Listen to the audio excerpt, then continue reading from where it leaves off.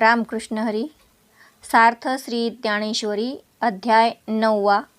राजविद्या राजगुह्य योग. भाग 2. अश्रद्धधाना पुरुषा धर्मस्यास्य परन्तप अप्राप्य मां निवर्तन्ते मृत्यू संसारवर्तमनी. हे शत्रुतापना अर्जुना, या तत्वज्ञान रूप धर्मावर श्रद्धा नसलेले लोक मला प्राप्त न होता मृत्यूरूप संसारामध्येच भ्रमण करीत राहतात. पाहे पा दूध पवित्र आणि गोड, पासी त्वचेची या पदरा आड, परी ते अभेरुनी गोचिड अशुद्ध काय सेविती. का कमलकंदा आणि दर्दुरी, नांदणूक एकेची घरी, परी परागू सेविजे भ्रमरी. येरा चिखलूची उरे, ना तरी नि दैवाच्या परिवरी. लोह्या रुतलिया आहाती सहस्रवरी, परी तेथ बसोनी उपवासू करी. का दरिद्रे जिये, तैसा हृदयामध्ये मी रामू, असता सर्व सुखाचा आरामू. की भ्रांतासी कामू विषयांवरी, बहु मृगजळ देखोनी डोळा. थुंकीजे अमृताचा गिळिता गळाळा, तोडिला परिसू बांधिला गळा. शक्ती का लाभे, तैसी अहम ममतेची ये लवडसवडी. मातेन पवतीची बापुडी, म्हणून जन्म मरणाची ये दुथडी. ढवळी ते ठेली, एरवी मी तरी कैसा, मुखाप्रती भानू का जैसा. कही दिसे न दिसे ऐसा, वाणीचा नोहे. असे पहा की दूध हे पवित्र आणि गोड आहे, तसेच ते अगदी जवळ त्वचेच्या पडद्याच्या आतच आहे. परंतु त्याचा त्याग करून गोचिड रक्ताचेच सेवन करीत नाही का?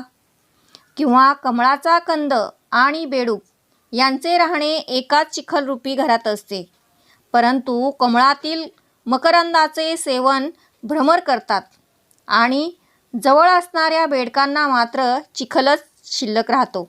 अथवा एखाद्या भाग्यहीन माणसाच्या घरात हजारो मोहरा पुरून ठेवल्या आहेत, परंतु त्याला त्याचे ज्ञान नसेल तर तो त्या घरात उपाशी बसून दारिद्र्याने जीवन कंठीत असतो. त्याप्रमाणे मानवाच्या सर्व सुखांचे विश्रांतीस्थान असा आत्माराम मी हृदयामध्ये असताना अज्ञानी माणसाची इच्छा विषयांकडे धाव घेत असते. डोळ्यांनी मोठा मृगजळ पाहिला असता अमृताचा घोट गिळता गिळता थुंकून टाकावा, अथवा शिंप मिळाली असता गळ्यात बांधलेला परीस तोडून टाकावा. त्याप्रमाणे मी आणि माझे या भ्रमात रमून गेलेले लोक माझ्याशी एकरूप होत नाहीत आणि म्हणून जन्ममरणाच्या दुथड्या भरून वाहणाऱ्या संसार नदीत गटांगळ्या खात राहिले आहेत. एरवी मी कसा आहे तर तोंडासमोर जसा सूर्य तसा मी सर्वांना सदैव समोर आहे. माझे अस्तित्व स्वयंप्रकाश रूप आहे. मी स्वयंभू आहे, म्हणून मी कधी नाही आणि भासत नाही हा बोलण्याचा विषय होत नाही. मया तदमिदं सर्वं जगत् व्यक्तमूर्तिना मत्स्थानी सर्वभूतानि न चाहं तेष्वस्थितः. मज सच्चिदानंद घन परमात्म्याकडून हे संपूर्ण जगत परिपूर्ण व्यापलेले आहे आणि सर्व भूते माझ्या ठायी संकल्पाच्या आधारे स्थित आहेत. म्हणून वास्तविक पाहता मी सर्व भूतांमध्ये स्थित नाही. माझे या विस्तारलेपणाचे नी नावे, हे जगची नो हे आघवे. जैसे दूध मुराले स्वभावे, तरी तेची दही. का बीजची जाहले तरू, अथवा भांगारची अलंकारू. तैसा मज एकाचा विस्तारू, ते हे जग हे अव्यक्तपण थिजले. तेची मग विश्वाकारे ओथिजले. तैसे अमूर्तमूर्ती मिया विस्तारले, त्रैलोक्य जाणे. महदादी देहांते, ये अशेषेही भूते. पै माझ्या ठाई बिंबते, जैसे जळी फेण.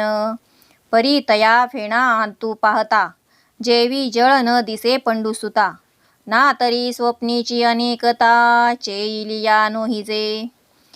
तैसी भूते ये माझ्या ठाई, बिंबती तया माझी मी नाही. या उपपत्ती तुझ पाही सांगितली या मागा. म्हणून बोलिली या बोलाचा अतिसो न कीजे या लागी हे असो. परी मजान तू पैसो देठी तुझी. माझ्या विस्तारलेपणाच्या नावाने हे संपूर्ण जगत नाही काय? ते कसे? तर जसे दूध विरजले असता स्वभावताच तेच दही होते, किंवा एक बीजच वृक्षाच्या रूपाने जसे विस्तारलेले असते, अथवा एकच सोने अलंकार जसे व्हावेत, त्याप्रमाणे माझ्या एकट्याचा हा विस्तार म्हणजे हे संपूर्ण जगतच आहे. हे संपूर्ण विश्व पूर्वी अव्यक्तपणाने थिजलेले होते, तेच नंतर विश्वाच्या आकाराने पातळ झाले, म्हणजे सर्वत्र पसरले. अशा प्रकारे अव्यक्त अशा माझ्याकडून व्यक्तरूपाने जे विस्तारले तेच हे त्रैलोक्य जाण. जळावर ज्याप्रमाणे फेस भासतो त्याप्रमाणे महत्तत्वांपासून देहांपर्यंत ही सर्वही भूते माझ्या ठिकाणी भासत असतात.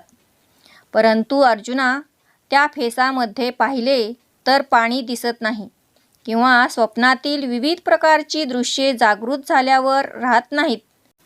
त्याप्रमाणे ही भूते माझ्या ठिकाणी भासमान होतात, परंतु मी त्या भूतांमध्ये नसतो. माझ्या स्फूर्तीमुळे जगाला प्रतीती आहे, परंतु जगाच्या अधीन माझी स्फूर्ती नाही. हा सिद्धांत आम्ही तुला मागे सांगितला आहे, तो लक्षात आण. म्हणून मागे जे सांगितलेले आहे त्याचा पुन्हा अतिविस्तार करू नये असे वाटते, म्हणून हे बोलणे राहू दे. आता तुझी दृष्टी माझ्या स्वरूपात विस्तार पावो. न च मत्स्थानि भूतानि पश्य मे योगमैश्वरम्. भूतभृन्नश्च भूतस्थो ममात्मा भूतभावनः. आणि ती सर्व भूते माझ्या ठिकाणी स्थित नाहीत. माझी योगमाया व माझा ऐश्वर्य प्रभाव पहा की भूतांचे धारण व पोषण करणारा व भूतांना निर्माण करणाराही माझा आत्मा वास्तविकपणे भूतांच्या ठिकाणी स्थित नाही. आमुचा प्रकृती पैलीकडील भावो, जरी कल्पने वीण लागसी पाहो. तरी मज माझी भूते हे इवावो, जे मी सर्व म्हणूनी. एरवी संकल्पाची सांज वेळे, नावे कतिमीर एचती बुद्धीचे डोळे. म्हणून अखंडितची परी झावळे, भूत भिन्न ऐसे देखे.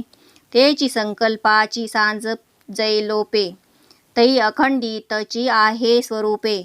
जैसे शंका जात खेओ लोपे, सापपण माळेचे. एरवी तरी भूमी आतुनी स्वयंभ, काय घडे या गाडगे यांचे निगती कोंब. परी ते कुलालमतीचे गर्भ, उमटले की ना तरी सागरीच्या पाणी. काय तरंगाची या आहाती खाणी, ते अवांतर करणी वारयाची नव्हे. पाहे पा कापसाच्या पोटी, काय कापडाची होती पेटी. तो वेढी तयाची या दिठी, कापड जाहला. जरी सोने लेणे होऊनी घडे, तरी तयाचे सोने पण न मोडे. एर अलंकार हे वरचिलीकडे, ले तयाचे निभावे. सांगे पडी सादाची प्रत्युत्तरे, का आरिसा जे आविष्करे. ते आपले की साचोकारे, तेथेची होते. तैसी ये निर्मळे माझ्या स्वरूपी, जो भूतभावना आरोपी. तयासी तयाच्या संकल्पी, भूताभासू असे. तेची कल्पिती प्रकृती पुरे, तरी भूताभासू आधीची सरे. मग स्वरूपी उरे एकसरे, निखळ माझे. हे असो अंगी भरली या भवंडी, जैशा भोवत दिसती अरडी दरडी. तैसी आपुलिया कल्पना अखंडी, गमती भूते. तेची कल्पना सांडूनी पाही, तरी मी भूती भूते माझिया ठाई. स्वप्नीही परी नाही, कल्पावया जोगे. आता मीच एक भूता ते धरता, अथवा भूतान माझी मी असता. या संकल्प सन्निपाता, आतुलिया बोलिया. म्हणून परी एसी गा प्रियोत्तमा, या परी मी विश्वासी विश्वात्मा. जो या लटकिया भूतग्रामा, भाव्यो सदा. रश्मीचेनी आधारे जैसे, नव्हे तेची मृगजळ आभासे. माझ्या ठाई भूत जात तैसे आणि मातेही भावी. मी ये परीचा भूत भावनू, परी सर्व भूतांसी अभिन्नू. जैसी प्रभा आणि भानू एकची ते, हा आमुचा ऐश्वर्य योगू. तुवा देखिला की चांगू, आता सांगे काही येथ लागू. भूतभेदाचा असे, या लागी मजपासुनी भूते. आने नव्हती हे निरुते, आणि भूतान वेगळी माते. काहीच न मनी हो. आमची मायेच्या पलीकडे असणारी परिशुद्ध स्वरूपस्थिती जर तू कल्पना टाकून पाहशील तर माझ्या ठिकाणी सर्व भूते आहेत असे म्हणणे सुद्धा व्यर्थ आहे, कारण सर्व काही मीच आहे. एरवी संकल्परूप संध्याकाळचे वेळी ज्ञानरूप डोळे काही काळ अज्ञानरूपी अंधाराने ग्रासले जातात. म्हणून मी अखंड एकरस जरी असलो तरी पण कल्पनेच्या संध्याकाळामुळे माझे स्वरूप विशेष रूपाने अप्रकाशित व सामान्य रूपाने प्रकाशित जेव्हा असते तेव्हा अशा अर्धवट स्थितीमध्ये भूते मजहून वेगवेगळी आहेत असे दिसते. तीच कल्पनेची संध्याकाळ आत्मज्ञानाने ज्यावेळी मावळते त्यावेळी मी अखंड अद्वैतरूप आहेच. जसे भ्रम नाहीसा झाला की मायेच्या ठिकाणी भासलेला सर्पपणा नाहीसा होतो. एरवी जमिनीतून गाडगी मडकी यांचे आकार आपोआप प्रकट होतात का? तर नाही, परंतु कुंभाराच्या कल्पनेच्या पोटामध्ये जो आकाराचा गर्भ असतो तो अनेक रूपांनी प्रकट होतो. किंवा समुद्राच्या अफाट जलामध्ये लाटांच्या खाणी असतात काय? परंतु जलापेक्षा लाटा वेगळ्या भासविण्याचे काम वाऱ्याचे नाही का? असे पहा की कापसाच्या पोटामध्ये उपजतच कापडाचा गठ्ठा असतो काय? पण तो कापूस नेसणाऱ्याच्या दृष्टीने कापड झालेला असतो. जरी सुवर्ण हे अलंकार रूपाने नटले तरी सुद्धा त्याचा सोनेपणा मोडत नाही. सुवर्णाहून विविध आकाराचे अलंकार जे वर वर दिसतात ते दागिने घालणाऱ्याच्या दृष्टीने दिसत असतात. खोल दरीमध्ये आपल्या शब्दाचा जो प्रतिध्वनी ऐकू येतो किंवा आरशामध्ये जे आपले बाह्य स्वरूप आपण पाहतो तो खरोखर आपल्या बोलण्याचा किंवा पाहण्याचा परिणाम असतो, किंवा आपल्या पूर्वीपासूनच ते तेथे होते हे सांग बरे. त्याचप्रमाणे माझ्या उपाधिरहित शुद्ध स्वरूपाच्या ठिकाणी जो भूतांच्या उत्पत्तीचा आरोप करतो त्याला त्याच्या कल्पनेमध्ये भूतांचा भास होत असतो. तीच भूतांचा आभास असणारी कल्पनारूपी प्रकृती आत्मज्ञानाने जेव्हा नष्ट होते त्यावेळी मिथ्यारूप भूते मुळातच संपलेली असतात आणि मग माझे निखळ स्वरूप शिल्लक राहते. जर आपण गरगर फिरलो असता अंगात भोवळ येते आणि दऱ्या पर्वत आपल्याभोवती फिरत असलेले दिसतात. त्याप्रमाणे आपण सातत्याने कल्पनाविलासात रमलेले असतो. त्यामुळे माझ्या अखंड स्वरूपात भिन्न भिन्न भूते भासमान होतात. त्या कल्पनेचा त्याग करून पाहिले तर मी भूतांच्या ठिकाणी व भूते माझ्या ठिकाणी आहेत अशी स्वप्नामध्ये देखील कल्पना करण्यासारखी गोष्ट शिल्लक राहत नाही. आता मी एक सर्व भूतांना धारण करणारा आहे अथवा भूतांत असणारा ही सर्व प्रकारची बोलणी संकल्प कल्पनारूप सन्निपात झालेल्या माणसाची आहेत. म्हणून प्रियोत्तम अर्जुना ऐक, याप्रमाणे जो विश्वासहित विश्वाचा आत्मा आहे तो मी या मिथ्यारूप सर्व भूत समुदायाला सदैव उत्पन्न करण्यास योग्य असे अधिष्ठान आहे. ज्याप्रमाणे सूर्याच्या तीव्र किरणांनी जमिनीवर पाणी नसतानाही मृगजळाचा भास होतो त्याप्रमाणे सर्व भूत समुदाय माझ्या ठिकाणी मृगजळाप्रमाणे मिथ्या समज आणि मी सूर्यकिरणाप्रमाणे सत्यरूप समज. अशा प्रकारे सर्व भूतांना निर्माण करणारा असूनही सूर्य आणि त्याचे तेज ही ज्या प्रकारे एकच आहेत त्याप्रमाणे मी सर्व भूतमात्रांहून वेगळा नाही. हा आमुचा ऐश्वर्य योग तुला उत्तम प्रकारे समजलाय ना?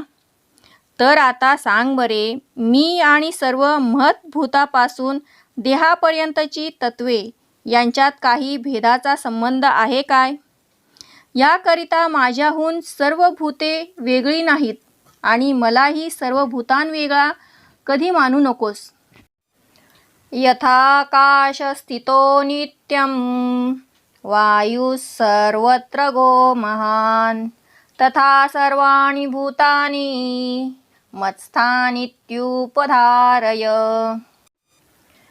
ज्याप्रमाणे आकाशापासून उत्पन्न झालेला सर्वत्र गमन करणारा महान वायू सर्व काळ आकाशामध्ये स्थित असतो, त्याप्रमाणे सर्व भूते माझ्या ठायी स्थित आहेत असे जाण. पै गगन जेवढे जैसे पवनही गगनी तेवढाची असे. सहजे हालविलिया वेगळा दिसे एरवी गगन तेची तो. तैसे भूत जात माझ्या ठाई कल्पिजे तरी आभासे काही. निर्विकल्पी तरी नाही तेथ मीची मी आघवे. म्हणूनी नाही आणि असे हे कल्पनेचे निसौरसे. जे कल्पना लोपे भ्रंशे आणि कल्पने सवे होय. तेची कल्पिते मुदल जाये तै असे नाही हे के आहे. म्हणूनी पुढती तू पाहे हा ऐश्वर्य योगू. ऐसिया प्रतीती बोधसागरी तू आपणे या ते कल्लोळू एक करी. मग जव पहासी चराचरी तव तूची आहासी. या जाणणे याचा चेवो तुझ आला म्हणती देवो. तरी आता द्वैत स्वप्न वावो झाले की ना. तरी पुढती जरी विपाये बुद्धीसी कल्पनेची झोप ये. तरी अभेद बोधू जाये जै स्वप्नी पडिजे. म्हणून ये निद्रेची वाट मोडे निखिल उद्बोधाचेची आपण पे घडे. ऐसे वर्म जे आहे पुढे ते दावो आता. तरी धनुर्धरा धैर्या निके अवधान देई बा धनंजया. पै सर्व भूतांते माया करी हरिगा. आकाश जेवढे मोठे आहे तेवढाच आकाशातला वायू देखील मोठा आहे. म्हणून तो सहजपणे पंख्याने हलविला तर आकाशापेक्षा वेगळा दिसतो, भासतो. एरवी आकाश म्हणून जे आहे तेच तो असतो. त्याप्रमाणे कल्पना केली असता सर्व भूतमात्रांचा मोठा समुदाय माझ्या ठिकाणी भासमान होतो. परंतु निर्विकल्प अवस्थेमध्ये तर काहीच नसते. त्या अवस्थेत सर्वत्र मीच भरून उरलेला असतो. म्हणून भूतसमुदाय नाही आणि आहे हे दोन्ही अनुभव कल्पनेच्या संबंधामुळे निर्माण होतात. कारण कल्पना नाहीशी झाली की भूतसमुदाय नष्ट होतात आणि कल्पना उत्पन्न झाली की भूतसमुदाय भासमान होतात. मुळामध्ये कल्पनाच नाहीशी झाली तर भूते आहेत आणि नाहीत हा अनुभव कोठून येणार? म्हणून तू या ऐश्वर्य योगासंबंधी पुन्हा विचार कर. अशा अनुभवरूपी विशाल ज्ञानसागरामध्ये तू स्वतःला एक तरंग कर. मग चराचरात जर तूच सर्वत्र समप्रमाणात ब्रह्मरूपाने भरला आहेस असे तुला अनुभवायास येईल.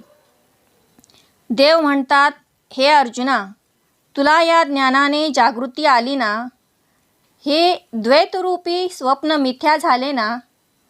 पुन्हा जर कदाचित बुद्धीला कल्पनेची झोप आली तर तुला झालेले अभेद ज्ञान नाहीसे होईल आणि तू द्वैतरूपी स्वप्नात फिरत राहशील. म्हणून आता यापुढे तुझी कल्पनारूपी झोप नाहीशी होईल आणि तुला परिशुद्ध सच्चिदानंद स्वरूपाचे ज्ञान सहजपणे प्राप्त होईल. असे जे वर्म आहे ते तुला उघडपणे दाखवितो. हे धैर्यवृद्धिंगता धनुर्धारी अर्जुना, एकाग्रतेने पूर्ण लक्ष दे. सर्व भूतमात्रांची उत्पत्ती, स्थिती व लय मायाच करीत असते. सर्व भूतानि कौंतेय प्रकृतिं यान्ति मामिकां.